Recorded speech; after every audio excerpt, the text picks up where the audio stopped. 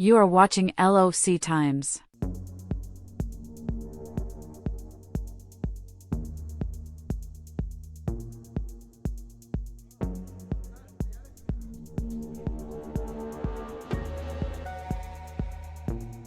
would like to say that the Pahalgam attack which happened was very cowardice attack on our innocent civilians, and we, Indian Armed Forces, know how to put these cowards into coffins.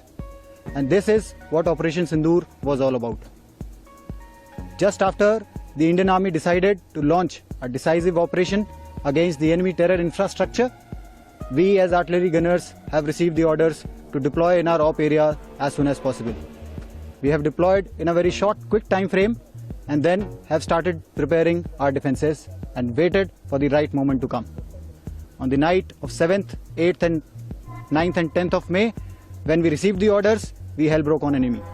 We have targeted more than 20 enemy positions and fired more than 600 rounds onto the enemy locations.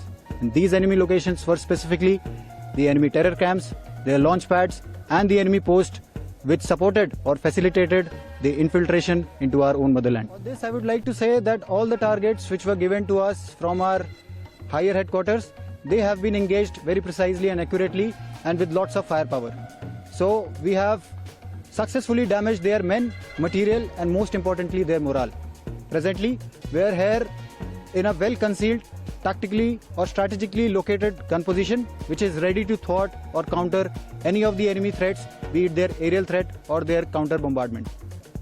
Once we are here, our troops remains vigilant, they are alert, they are highly motivated and they are standing resolute to protect our nation's interest.